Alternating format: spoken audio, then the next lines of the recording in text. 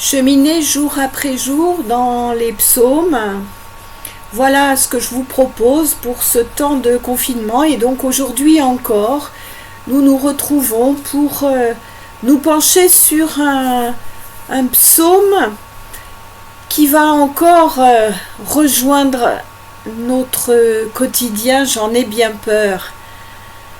C'est le psaume 20 ou 19 dans les éditions catholiques de nos Bibles. Et c'est vraiment grâce aux commentaires des pasteurs Maillot et Lelièvre et du père Vesco que je peux puiser pour vous ces pistes de réflexion que je vous propose.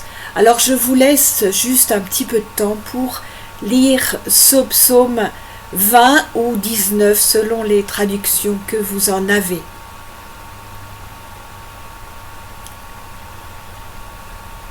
Alors ce psaume retentit donc comme une prière d'intercession pour le roi Messie. Il chante la victoire annoncée de ce roi dont le psaume précédent louait la fidélité par rapport à la loi de Dieu. Il évoque aussi des thèmes comme les ennemis mis à genoux qui tombent et le salut qui vient des cieux.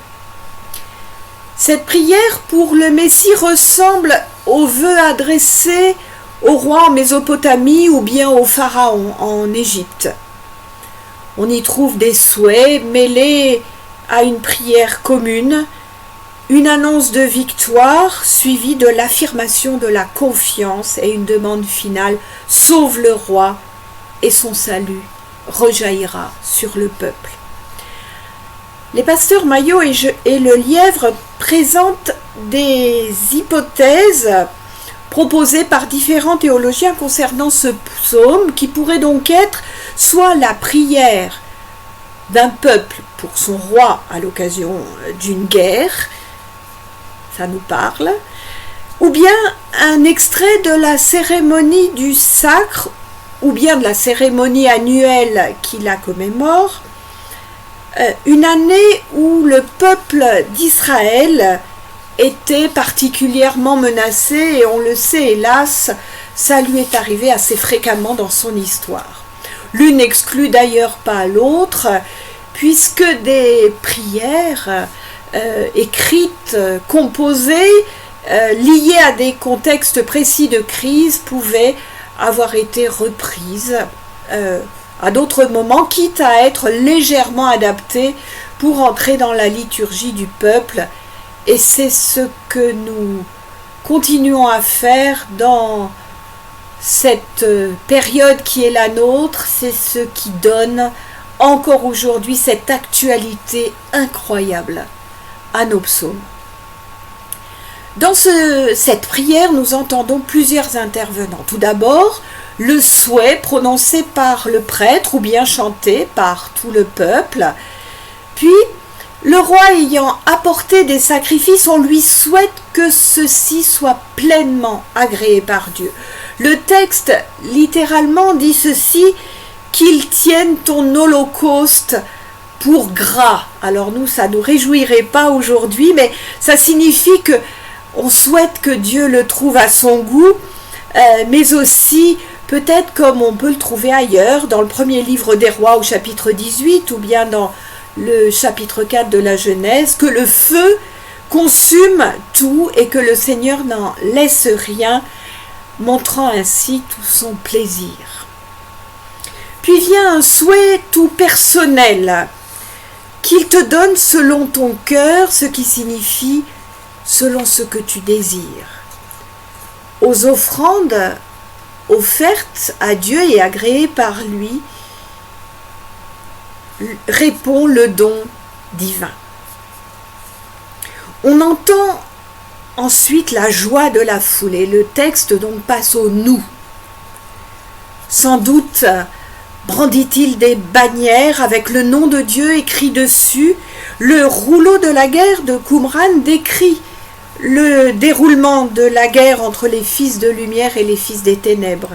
Et il y est justement raconté comment se présente les étendards, les noms des tribus des chefs et de Dieu doivent y être inscrits.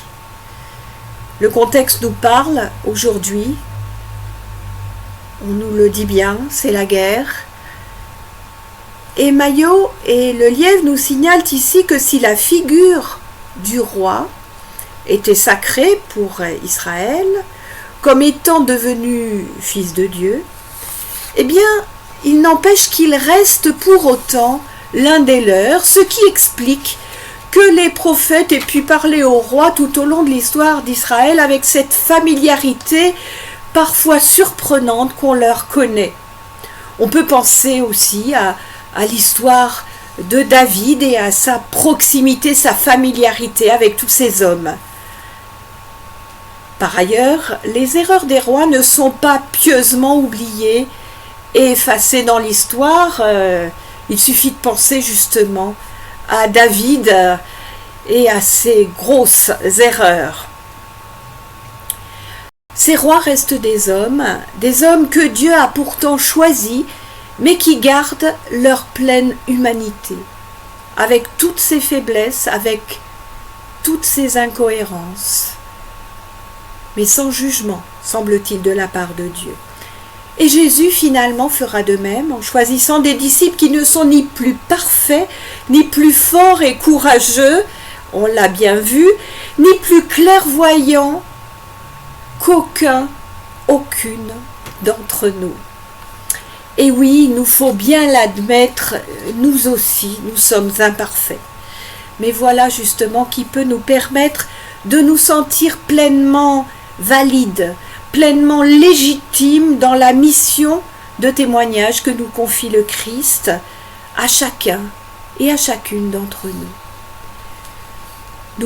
Nous pouvons par contre nous mettre au bénéfice de la prière d'intercession de nos frères et de nos sœurs. Dès lors, n'hésitons pas, nous non plus, à prier les uns pour les autres, pour tous ceux qui sont engagés et tous ceux qui résistent à l'être par crainte de ne pas être à la hauteur. Prions pour nos églises et pour celles et ceux qui y exercent un ministère. Et bien sûr, prions ces jours-ci pour celles et ceux qui, ces temps derniers, se dévouent corps et âme pour nous soigner, nous soutenir, nous protéger, nous accompagner, et jusque dans nos deuils, pour nous permettre de nous nourrir, et j'en oublie certainement. Si nous reprenons la structure de notre psaume, nous voyons alors qu'après les chants de joie de la foule, nous retrouvons une parole en « je », comme une prophétie de victoire prononcée par quelqu'un qui vient peut-être d'avoir une révélation.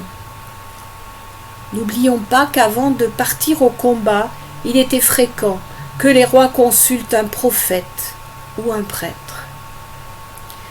Ce ne sont pas les armes, les équipements de guerre, les chevaux qui sauveront le peuple, nous dit ce psaume, mais c'est le nom du Seigneur.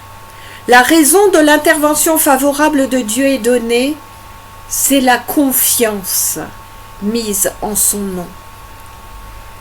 Le nous qui se souvient du nom divin sera le nous qui se tient debout, maintenu droit par sa confiance. Comme le eux qui se fient à leurs chars et à leurs chevaux, à leurs moyens matériels, tout humains qu'ils sont, seront ces mêmes eux qui tomberont à genoux.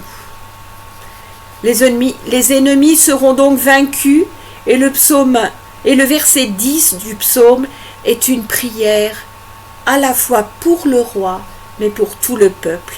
Car si le roi est sauvé, le peuple l'est avec lui. Le psaume est encadré par deux phrases qui se renvoient l'une à l'autre.